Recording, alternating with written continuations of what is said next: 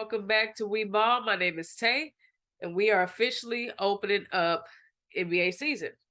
So opening night won't be until Tuesday, October 18th. But what I have for you is some preseason and off-season information. What teams have added some depth and also lost some. But most importantly, which guys resigned and what kind of grades that I thought that each team should receive for their work over this time period. So we'll get into a little bit of that. We'll actually go through all 30 teams. Now, I won't do all 30 in one single episode because that is just entirely too much information from myself as well. Too much talking. But I will do at least 5 teams in alphabetical order. So that way it's no particular team. I want to make sure that I cover every single team and just some kind of information of what I think is going to happen for that team. And then at the end of the episode, I would say kind of where I rank them in their conference. Like it won't probably be number 1 or number 2, or maybe it might be a 4 through 7, 4 through 8 type of thing or play-in. But I'll just kind of give my thoughts after that, and I hope you guys enjoy the show. So the first team that I'll start off with is the Atlanta Hawks, since they are in Atlanta. They are the A-Town. So they actually received DeJounte Murray from the Spurs. Now, he was the Spurs star point guard, but for whatever reason, he was just unhappy there and wanted to go somewhere else.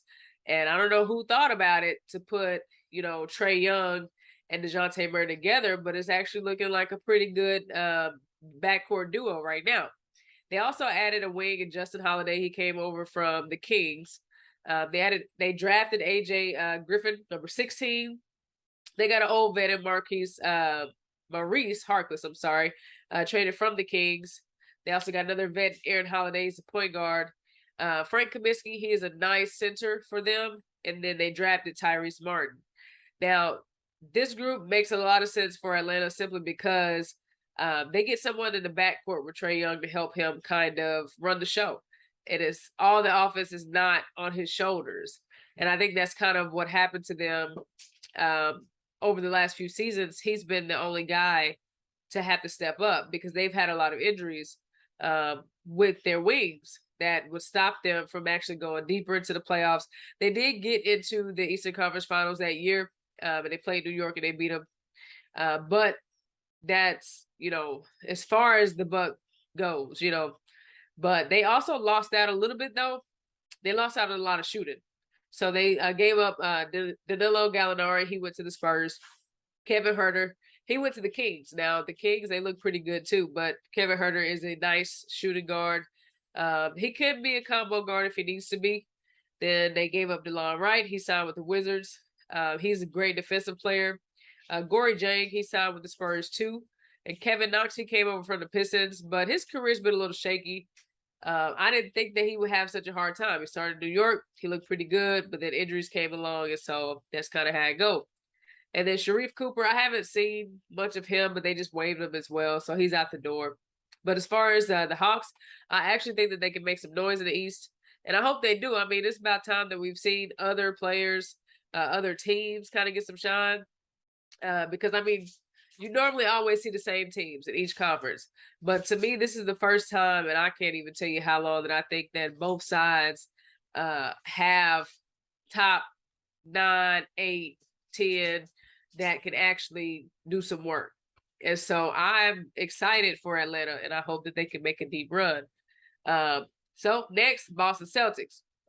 They just recently added Malcolm Brogdon. There was reports saying that they were missing that true combo guard that they needed. And that is kind of true. Marcus Smart is a guard. He did help them get to the finals, but they were looking for more. They added Danilo Gallinari, which was at the Hawks. He went somewhere else. They waived him, and he picked up and signed up there as a free agent. J.D. Davis was a draft pick at number 53. I don't know much about him, so I really honestly can't give you my feet on him. They re-signed Luke Cornett and Sam Hauser, both some good shooters. Bruno, he was in Atlanta, actually. I think his last name is Kolobko, or I'm not even going to try that. I don't want to disrespect that man like that. But he is a great center. He's young, too. And he was with the Hawks before. I'm not sure what happened, but I understand that Clint Capella went from Houston to Atlanta, so that could be why he has not received or stayed there. So Boston picks him up. Then they also pick up another center, Noah Vonleh. He has a pretty good 2-point game, kind of inside. I think I may have seen him shoot a couple threes before, but he's a really good big that actually works and works and works on the boards to go get his rebounds. He's had some very great games. Now, with that being said, they gave up Daniel Theis, which was their backup center, to Al Horford. But sometimes they would play Horford at the 4, Theis at the 5. That way they go 2 bigs. I think that Theis did a great job with Boston in their system. He's a big that can stretch the floor, come out, shoot threes. He's athletic. He can dunk. Everything is there for him. Aaron Naismith, he was traded to the Pacers as well as Daniel Theis, along with Nick Stauskas, and along with Juwan Morgan. Now, all of these guys went to Pacers, so Malcolm Brogdon could come back to Boston. So it was just a part of a trade, and that's just how the basketball world works sometimes. Now, I think that Boston, they got to the finals last year. So I cannot sit here and say that they don't have a shot at it again. Obviously, I think they do. But with, I think, everybody healthy, including the Heat, including the Nets, I'm going to ride with KD. But I also understand that nothing's given. It don't matter what your name is, right? So I'm going to say that Boston will finish 1 through 3. I'm not sure where on that 1 through 3. Because, I mean, I ain't a genie in a bottle, but, and I can't predict the future. But I do think that they'll end up top 3. So the Brooklyn Nets, they have been in the media since last year. Like, ever since KD went to Brooklyn and Kyrie, they both went to Brooklyn together. It's been a show and not a good one. They have been struggling to come up with a good roster that could keep them on the right path. It didn't seem like Steve Nash could do the things that he should be able to do as a coach. Now, granted, he was a first-year coach, and the comments that Kyrie Irving made and said, well, we don't really need a coach. To me, that kind of tells me that you don't respect who your head coach is if you sit back and say that you don't need a coach in the NBA. And I thought that was very telling, and I didn't think that Steve Nash earned the trust of any of his guys, and he wasn't given any trust either. So I hope that they can make it better. But anyway, so they ended up getting TJ Warren. He came over from the Pacers. Well, he was technically a free agent. He was injured, but he ended up signing there. Royce O'Neal was in the Jazz trade. He's a pretty good 3-and-D player. He can knock down some threes, but when he played for the Jazz, toward the end of his tenure, his 3-point shot had went down drastically, and I think that's one of the reasons they offered him in that trade. Now, Nick Claxton, he's a good young center. Honestly, sometimes I feel like he should be playing the 4, but he doesn't have the dribble, like the handles, and the foot agility to really get out and be something other than a center at the time. Kessler Edwards, he re-signed too. He's a young kid. He's really, really like shifty. He always has some good demeanor about himself. From what I can see, the young kid, it looks like a pro. He looks like a pro, like who's been doing it a long time, but he got a great shot. Of course, they re-signed Patty Mills. He came, left at San Antonio, went over to Brooklyn, and he's been there for a couple years, but they have not really necessarily done anything. A lot of people thought that he would leave and jump ship, but he has not. So I think he's waiting, giving it another try to see where this thing goes. They did lose Andre Drummond to the Bulls. He signed as a free agent there. I think that will they'll take a hit because they only have I think his first name, I won't mess it up, I won't even try, but his last name is Sharp. They have him as a backup center to Nick Claxton. I do think they will miss Andre Drummond's protection and his rebounding simply because that's just what the man did. They also lost Bruce Brown. He was their slasher, cutter, defender. He was their utility guy, the guy that went out and simply just did whatever he needed to do to help the team win.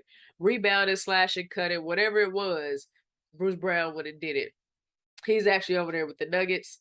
And then Goran Dragic, he came over for that 1 year because of Steve Nash.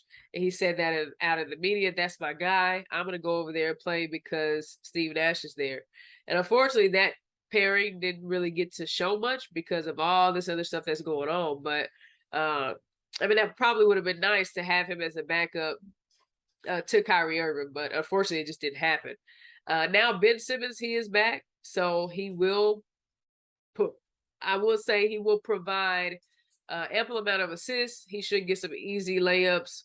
I'm not sure about shooting if he's going to be willing to shoot.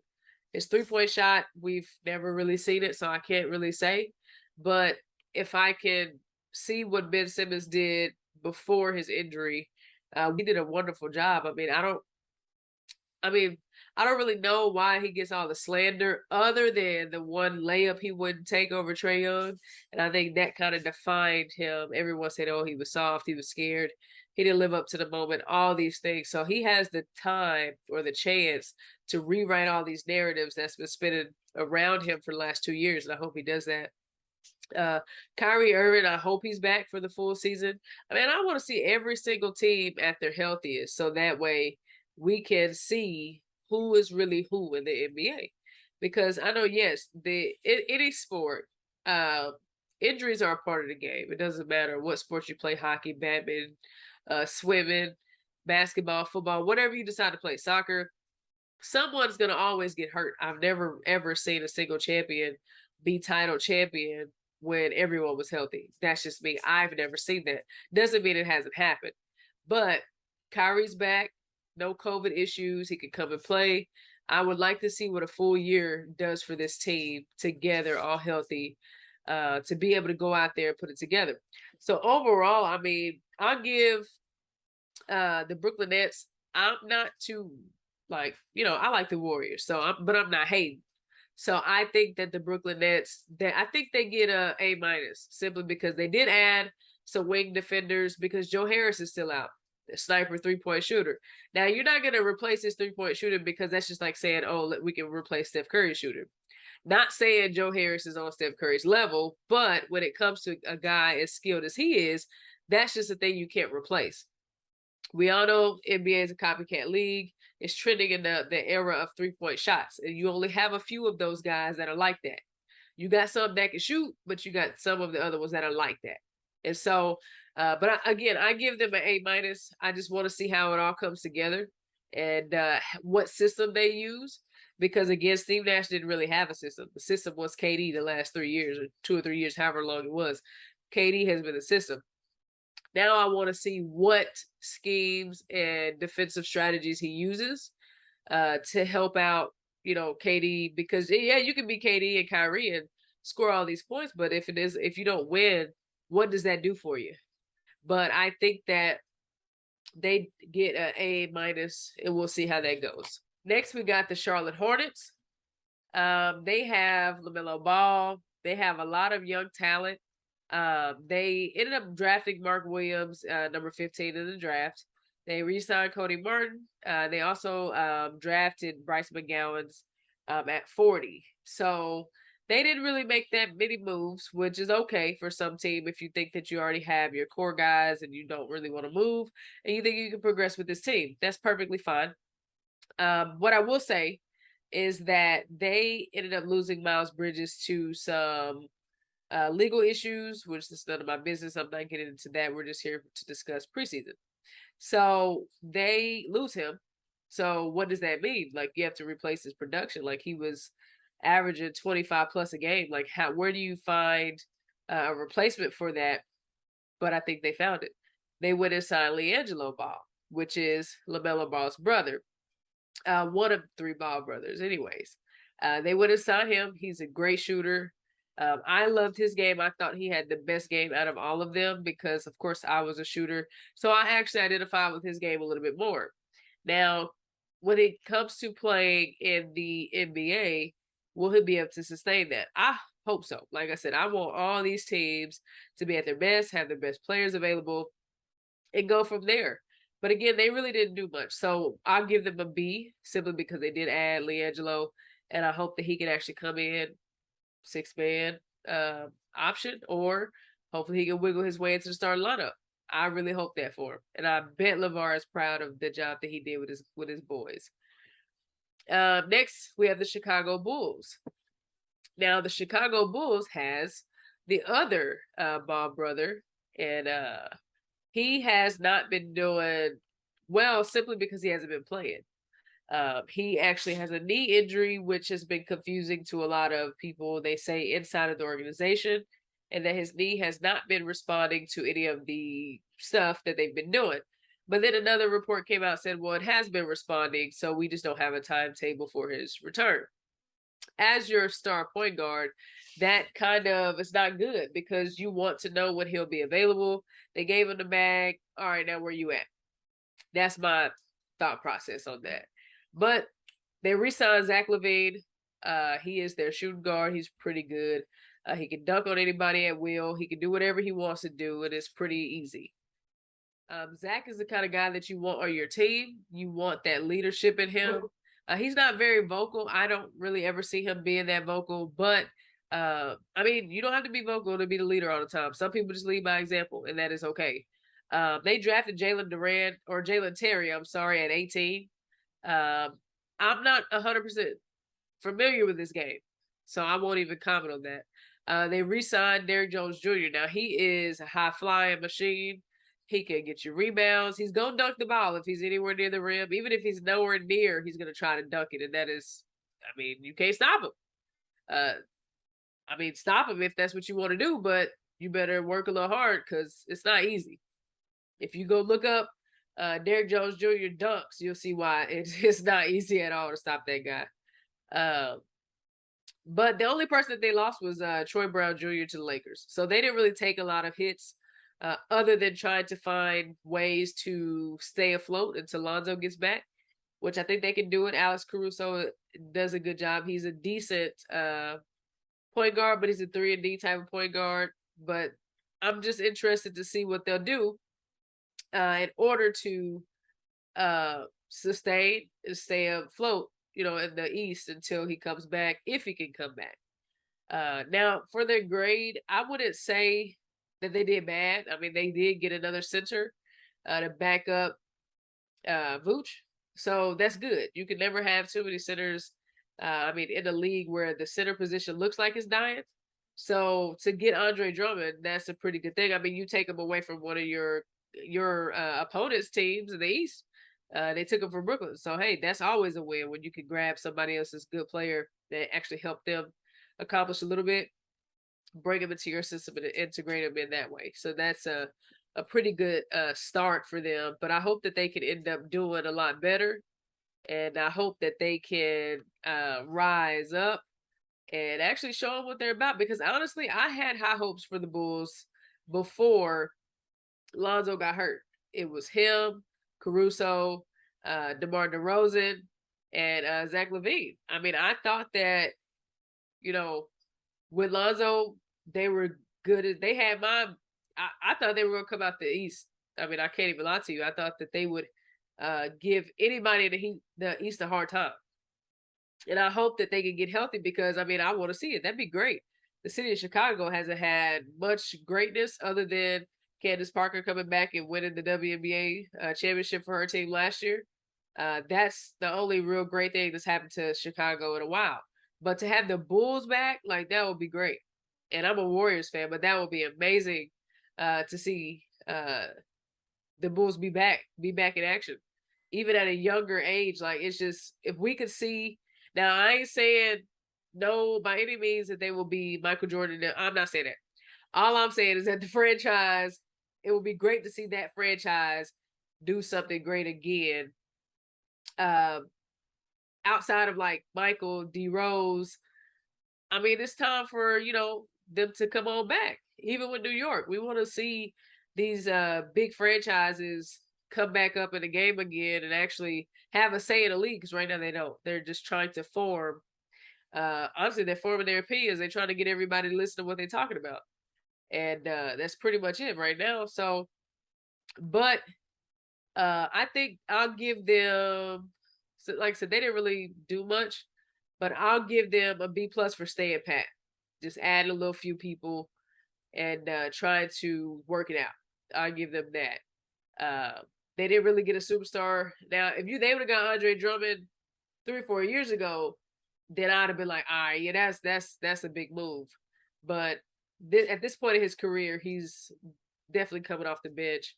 And pretty much everywhere he goes because the young guys are taking over. So, but that is all I have for today. It's just a conversation again to kind of give you the rundown about what's going on in the NBA right now before the season tips next Tuesday.